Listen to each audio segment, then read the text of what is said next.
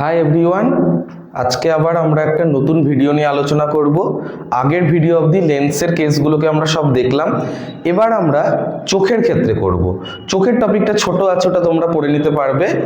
চোখের মধ্যেও আমাদের লেন্স আছে, এটা পড়েছো তোমরা নিশ্চয়ই।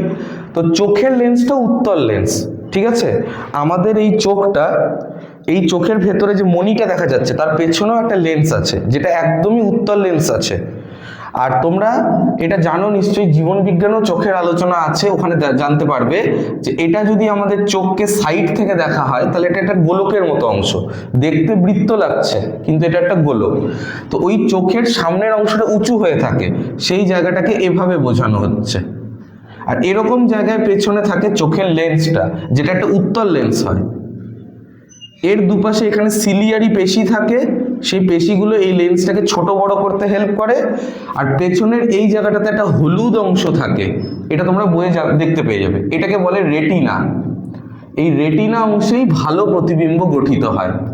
আমরা চোখের সামনে যে কোনো বস্তু যখন দেখি তার প্রতিবিম্ব এই লেন্সটা রেটিনায় এই অংশে গঠিত করে। আর এরকম জায়গায়, এই জায়গা দিয়ে বেরিয়ে যায় হচ্ছে অপটিক স্নায়ু। ওই স্নায়ুর মাধ্যমে রেটিনায় যে প্রতিবিম্বটা গঠিত হয় তা আমাদের মস্তিষ্কে যায়, তার ফলে আমরা এটা দেখতে পাই। জীবন বিজ্ঞানের এটা ডিটেলসটা পেয়ে যাবে। আচ্ছা, আজকে আমি যেটা মেইনলি বলতে চাই, আমাদের চোখের একটা নতুন ধর্ম আছে যার নাম হচ্ছে উপযোজন। এটা তোমরা পেয়ে যাবে। উপযোজন মানে আমাদের চোখের লেন্সের যে মণিটা, এই সিলিয়ারি পেশিগুলো এটাকে টেনে এটাকে ছোট বড় করে। এর ফলে যে কোনো জায়গায় বস্তু থাকলে, তোমরা তো নিজেরাই দেখছিলে আগের ভিডিওতে, যে লেন্সের উত্তল লেন্সের আলাদা আলাদা জায়গায় যদি বস্তু থাকে প্রতিবিম্বের অবস্থানও তো আলাদা আলাদা হয়। কিন্তু আমরা চোখে তখনই দেখতে পাবো যখন লেন্স প্রত্যেকবার প্রতিবিম্বটাকে রেটিনায় গঠিত করবে। তাহলে সেটা কি করে হবে? তার জন্য চোখের লেন্সের যে ফোকাস দৈর্ঘ্য সেটাকে কমাতে বাড়াতে হবে। সেই কাজটাই সিলিয়ারি পেশিগুলো করে। এই পেশিগুলো চোখকে টেনে ছোট বড় করে, যাতে চোখের যে ফোকাস দৈর্ঘ্যটা এমনভাবে অ্যাডজাস্ট হয় যে কোনো জায়গায় রাখা দূরে বস্তুর প্রতিবিম্ব প্রতিবার আমার রেটিনাতেই গঠিত হয়। ওই রেটিনায় থাকা প্রতিবিম্বটা আবার অপটিক স্নায়ুর মাধ্যমে আমাদের মস্তিষ্কে পৌঁছায়, তারপরে মস্তিষ্ক ওটাকে আমাকে দেখতে সাহায্য করে। ঠিক আছে? আর এটা আশা করি মনে আছে যে উত্তল লেন্স যেহেতু এটা, তাহলে উত্তল লেন্সের এদিকে বস্তুর প্রতিবিম্ব যখন এদিকে গঠিত হয় তখন প্রতিবিম্ব সবসময় অবশিষ্ট হয়। না হলে আরেকবার ওই ভিডিওটা দেখে নাও। উত্তল লেন্সের সামনে রাখা বস্তুর যদি প্রতিবিম্ব পেছনে গঠিত হয় তাহলে প্রতিবিম্ব উল্টে যায়। তার মানে এখানে যদি দূরে কোনো গাছকে আমার চোখ দেখে তাহলে ওর প্রতিবিম্ব রেটিনাতে এইরকম উল্টো গঠিত হবে। তো আমরা তো কোনো বস্তুকে উল্টো দেখতে পাই না। এর কারণ হচ্ছে এই ইনফরমেশনটাকে অপটিক স্নায়ু মস্তিষ্কে পাঠায়। মস্তিষ্ক তার বিশেষ প্রক্রিয়ায়, যেই আলোচনাটা আমাদের নাই, মস্তিষ্ক ওটাকে আবার উল্টে দিয়ে সোজা করে আমাদেরকে দেখতে সাহায্য করে। চোখ উল্টো প্রতিবিম্বই বানাচ্ছে। তুমি যাকেই তোমার সামনে দেখছো তার একটা উল্টো প্রতিবিম্ব তোমার চোখের রেটিনাতে তৈরি হচ্ছে। ওই প্রতিবিম্বটাকে চোখ আবার মস্তিষ্কে পাঠাচ্ছে এই স্নায়ুটার মাধ্যমে। তারপরে মস্তিষ্ক বিশেষ প্রক্রিয়া ওটাকে আবার উল্টে দিয়ে সোজা করে দিচ্ছে। ঠিক আছে? আচ্ছা, এখন একটু আসল কথাতে আসি। এবার চোখের ক্ষেত্রে একটা ধর্ম হচ্ছে উপযোজন। তো আমি যে এই যে বললাম চোখের মনির যে লেন্সটা, এটাকে সিলিয়ারি পেশির সাহায্যে ছোট বড় করতে পারে আমাদের চোখ নিজে নিজেই, যাতে যে কোনো বস্তুকে দেখতে পাই। তো এই যে ঘটনাটা, এটা যদি না করি, আমাদের এই ঘটনাটা যে চোখের লেন্সের মনিটার সিলিয়ারি পেশিগুলো টেনে ছোট বড় করে যে কোনো জায়গায় রাখা বস্তুর প্রতিবিম্ব রেটিনায় গঠিত করতে সাহায্য করে, এটাকে বলা হয় চোখের উপযোজন। ঠিক আছে? এবার চোখে উপযোজন প্রয়োগ না করে সবচেয়ে কাছে যে রাখা বস্তুর প্রতিবিম্ব আমার রেটিনাতে গঠিত হবে সেটাকে বলা হবে নিকট বিন্দু। আবার বলছি, নিকট বিন্দু, নিয়ার পয়েন্ট। সবচেয়ে কাছে কোনো বস্তুকে ধীরে ধীরে যদি কাছে আনা হয় তাহলে চোখ যেন উপযোজন প্রয়োগ না করে। উপযোজন মানে এটাকে ছোট বড় না করে, উপযোজন প্রয়োগ না করেই সবচেয়ে কাছে রাখা যে বস্তুটার প্রতিবিম্ব আমার চোখ রেটিনায় গঠিত করতে পারবে সেই বিন্দুটাকে বলবো নিকট বিন্দু। ধরে নাও এখানে বস্তু রাখলে চোখ এখানে বানাতে পারছে, এর কাছে গেলে হয়তো আর এখানে বানাতে পারছে না, তার জন্য চোখটাকে আবার ছোট বড় করতে হচ্ছে। ঠিক আছে, তো সেই যে বিন্দুটা সেটাকে বলে নিকট বিন্দু। এটা ভিন্ন ভিন্ন ব্যক্তির ক্ষেত্রে ভিন্ন ভিন্ন হয়, কিন্তু বিভিন্ন মানুষের উপর পরীক্ষা করে তার একটা গড় হিসাব নেওয়া হয়েছে, সেই ভ্যালুটাকে আমরা নিয়ে কাজ করি, সেটাকে বলা হয় 25 সেন্টিমিটার। মানে আমাদের চোখ থেকে 25 সেমি দূরে রাখা কোনো বস্তুর প্রতিবিম্ব উপযোজন প্রয়োগ না করেই আমরা রেটিনাতে গঠিত করতে পারবো। ওর চেয়ে যদি কাছে চলে আসি তাহলে উপযোজন প্রয়োগ করতে হবে। ঠিক আছে, তাহলে নিকট বিন্দু বলা হয় 25 সেমি, যে এর কাছে রাখা বস্তুকে আমাদের দেখতে গেলে বেশি সমস্যা হবে। এবার এরকমই আমরা যদি কোনো বস্তুকে দূরে নিয়ে যেতে থাকি তাহলে সবচেয়ে দূরে কত দূরে ওই বস্তুটাকে আমি দেখতে পাবো উপযোজন প্রয়োগ না করে, তো এইটাকে বলা হয় দূরবিন্দু। সবচেয়ে দূরের যে বস্তুকে আমরা সহজে দেখতে পাই খালি চোখে সেটাকে বলে দূরবিন্দু।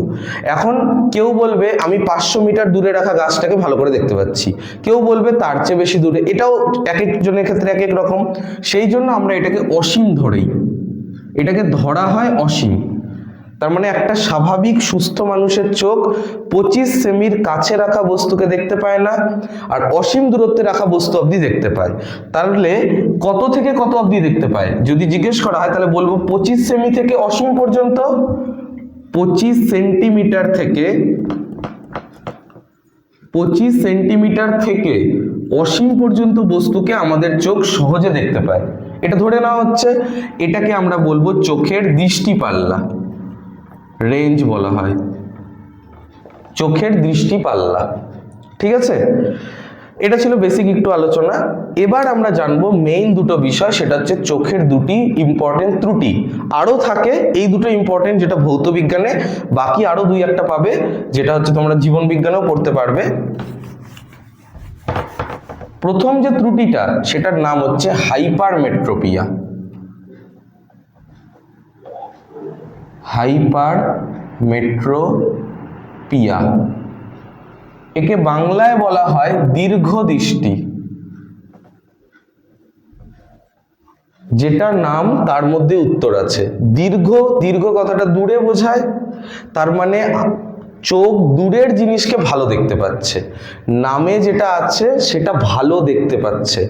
দীর্ঘ দৃষ্টি হাইপারমেট্রোপিয়া, তার মানে দীর্ঘ দূর, দূরের জিনিসকে আমার চোখ ভালো দেখতে পাচ্ছে, কাছের জিনিসকে দেখতে পাচ্ছে না। অনেকেরই এই সমস্যা থাকে যে দূরের জিনিস ভালো দেখতে পায়, কাছে আনলেও জিনিসটাকে দেখতে পাচ্ছে না, বা কাছাকাছি জিনিসকে ভালো মতো দেখতে পাচ্ছে না। তাহলে ওর যে সমস্যাটা তাকে আমরা বলবো দীর্ঘ দৃষ্টি বা হাইপারমেট্রোপিয়া। তাহলে এই ক্ষেত্রে কি হয় ঘটনাটা, এই ক্ষেত্রে আমরা বুঝবো যে প্রতিবিম্বটা তার মানে চোখ কোনোভাবেই রেটিনাতে গঠিত করতে পারছে না। কেন পারছে না? তার মানে নিশ্চয়ই কোনো বস্তুকে কাছে যদি রাখা হয়, ওই বস্তু থেকে আগত রশ্মিগুচ্ছ চোখের লেন্সে এসে পড়ছে, চোখের লেন্স ওটাকে দূরে মিলিত করছে, দূরে। এই যে চোখের রেটিনা আছে এখানে, কিন্তু বস্তু থেকে আগত যে রশ্মিগুলো ওটাকে চোখের লেন্স রেটিনার পেছনে প্রতিবিম্ব তৈরি করছে। এই যে রশ্মিগুলো মিলিত হয়েছে, তাহলে এখানে প্রতিবিম্ব গঠন করেছে। তো আমাদের চোখ তো দেখতে পাবে না, আমাদের চোখ দেখতে পায় রেটিনাতে প্রতিবিম্ব হলে। আর রেটিনার মধ্যে একটা ইম্পর্টেন্ট ভালো জায়গা আছে যেটাকে বলে পীত বিন্দু, ফোবিয়া সেন্ট্রালিস, জীবন বিজ্ঞানেও পেয়ে যাবে। ওইখানে সবচেয়ে ভালো প্রতিবিম্ব তৈরি হয়, কারণ ওখানে রড কোষ, কোন কোষ পড়বে তোমরা, ওগুলো বেশি পরিমাণে থাকে। তো যাই হোক, কাছে রাখা বস্তুর প্রতিবিম্ব রেটিনার পেছনে গঠিত করে ফেলে চোখ, এই কারণে আমাদের চোখ দেখতে পাচ্ছে না ওটাকে। তাহলে কি করা হবে? নিশ্চয়ই এমন কোনো লেন্স দরকার বা এমন কিছু ব্যবস্থা এখানে দরকার যে ওই রশ্মিগুলোকে দূরে না আরো কাছে এনে মেলাবে, তাই না? এমন কাউকে দরকার যে এই রশ্মিগুলোকে দূরে না মিলিয়ে আরো কাছে এনে মিলিয়ে দিবে, ঠিক কি না? তাহলে রশ্মিগুলো যেন কাছাকাছি এসে মিলে, এই ঘটনাটাকে কি বলে? অভিসারী ক্রিয়া। অভিসারী মানে কি ছিল? রশ্মিগুলোকে কাছে মিলিয়ে দেওয়া। আর অপসারী মানে ছিল দূরে ভাগিয়ে দেওয়া। অপসারী মানে রশ্মিগুলো দূরে যাচ্ছে, অভিসারী মানে আরো কাছে আসছে। তাহলে কে পারে এই ঘটনাটা? আশা করি মনে পড়ে গেছে, সেটা ছিল উত্তল লেন্স। ভিডিও তো দেখা হয়ে গেছে। তো উত্তল লেন্স ছিল সেই লেন্স যে কোনো আলোক রশ্মিকে আরো কাছে মিলিয়ে দেয়। তাহলে আসলে কি হবে? এবার বস্তু থেকে আগত যে রশ্মিগুলো ওটা উত্তল লেন্সে পড়বে, পড়ার কারণে রশ্মিগুলো আগেই একটু অভিসারী হয়ে যাবে। রশ্মিগুলো একটু ভালো হলো না ছবিটা, ছবি তো ধরে নাও আগের কেসে এভাবে রশ্মি এসে পড়ছিল, ভালো করে একটু আঁকাই, নাহলে আছিসই তো তোরা তো আবার খোঁচা মারবি কমেন্টে। ধরে নাও এটা ছিল উত্তল লেন্স চোখের, এই যে এই যে এই যে এই, এবার ঠিক আছে, এবার সামনে একটা উত্তল লেন্স বসানো হলো উপযুক্ত ফোকাস দৈর্ঘ্যের। ওই উত্তল লেন্স কি করবে, এই যে রশ্মিগুলো বস্তুটা থেকে আসছে, কাছের বস্তু থেকে, ওটাকে আগেই একটু অভিসারী করে দেবে। তার ফলে রশ্মিগুলো আর এই রাস্তা দিয়ে যাবে না, রশ্মিগুলো আর এই রাস্তা দিয়ে যাবে না, ওই রশ্মিগুলো আগেই একটু অভিসারী হয়ে যাচ্ছে।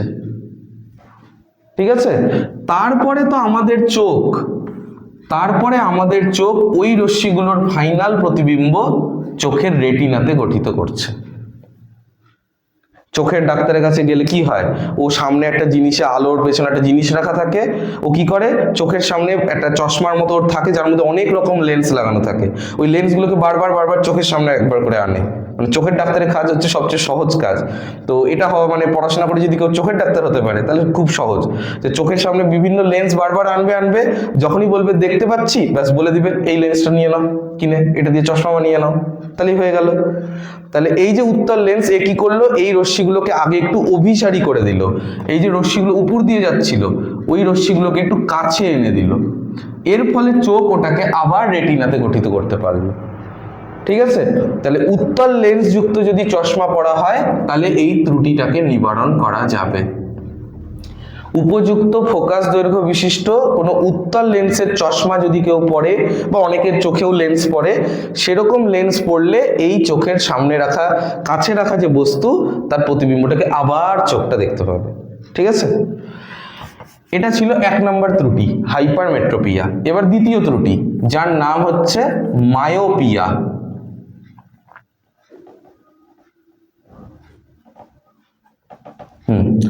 ও আগেরটা ছিল দীর্ঘ দৃষ্টি, তাহলে এটার বাংলা নাম হবে হ্রস্ব দৃষ্টি।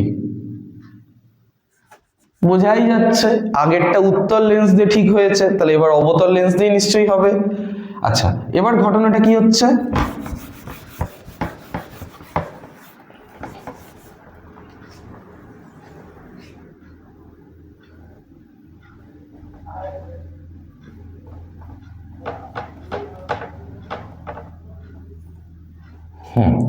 এবার কি হচ্ছে, নামের মধ্যে শব্দটা আছে, হ্রস্ব মানে কি কম, তার মানে এবার কাছের জিনিস, কম মানে কম দূরত্ব, কাছে রাখা বস্তুর প্রতিবিম্ব দেখা যাচ্ছে কিন্তু দূরেরটা দেখা যাচ্ছে না।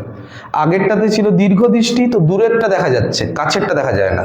এবার হ্রস্ব দৃষ্টি, হ্রস্ব মানে কম, তাহলে কম, কাছে, কাছের জিনিসকে দেখা যাচ্ছে কিন্তু দূরের জিনিসকে কেউ দেখতে পাচ্ছে না। এর কারণ কি, আমরা জানি দূর থেকে রশ্মি আসছে মানে কোন রশ্মি, সমান্তরাল। তাহলে দূর থেকে কোনো বস্তু আছে যেটা অনেক দূরে, ওই দূর থেকে আসা বস্তুর যে রশ্মিগুলো, ওগুলোকে এই লেন্সটা আগেই মিলিয়ে দিল। এই যে দূর থেকে আগত রশ্মিগুলোকে চোখের লেন্স যেটা, সেটা ওই রশ্মিগুলোকে রেটিনার সামনে মেলালো। আগের বার রেটিনার পেছনে মেলানো হয়েছিল, এবার সামনে মেলাচ্ছে। তো এই কারণে আমরা ওটাকে দেখতে পাচ্ছি না। তাহলে এবার বোঝাই যাচ্ছে এমন কোন লেন্স দরকার যেই রশ্মিগুলোকে আরেকটু দূরে মেলাবে, দূরে। তাহলে রশ্মিকে দূরে পাঠায় কোন লেন্স, অবতল, ওকে অপসারী লেন্স বলা হয়। তাহলে উপযুক্ত ফোকাস দৈর্ঘ্যের যদি একটা অবতল লেন্স এখানে বসানো যায়, উপযুক্ত ফোকাস দৈর্ঘ্যের একটি অবতল লেন্স যদি বসানো যায়, ও রশ্মিগুলোকে আগেই একটু দূরে পাঠিয়ে দেবে, মানে একটু অপসারী করে দেবে, আগেই রশ্মিগুলোকে একটু অপসারী করে দেবে। তারপরে আমাদের চোখের লেন্স ওটাকে রেটিনাতে গঠিত করবে, রেটিনাতে গিয়ে মিলিত করাবে। ঠিক আছে, রশ্মিগুলোকে অবতল লেন্স একটু অপসারী করে দেবে, তারপরে চোখের লেন্স হয়তো সেটাকে রেটিনায় বানাচ্ছে। মানে চোখের ডাক্তারও এটাই, ভিন্ন ভিন্ন ফোকাস দৈর্ঘ্যের অবতল লেন্স একবার করে চোখের সামনে আনবে আর সরাবে। যখনই তুমি বলবা যে হ্যাঁ দেখতে পাচ্ছি, ব্যাস তখনই ওই লেন্সের বলে দিবে, ওই পাওয়ারটা তোমাকে লিখে দিবে আর বলবে ওরকম একটা চশমা বানায় নিতে। এইটুকু কাজ, চোখের ডাক্তার হওয়া সবচেয়ে ইজি কাজ। মানে এমনি বললাম, পড়াশোনাও অনেক করতে হয়। ঠিক আছে, এই ছিল দুটো ত্রুটি। প্রথমটা পড়লাম দীর্ঘদৃষ্টি, যেটাতে উত্তল লেন্সযুক্ত চশমা ব্যবহার করতে হচ্ছে, আর এটা হচ্ছে অবতল লেন্স, মানে যেটা হর্ষদৃষ্টি, তার ক্ষেত্রে অবতল লেন্সযুক্ত চশমা যদি কেউ ব্যবহার করে তাহলে সেই ত্রুটিটা নিবারণ করতে পারবে। ঠিক আছে, এটা রশ্মিচিত্র আসতে পারে, কখনো কখনো আসে, কখনো আসে না, তো একটু পড়ে রাখতে পারো এগুলো। ঠিক আছে, আজকের মতো এতটাই, দেখা হবে নেক্সট ভিডিওতে, টাটা।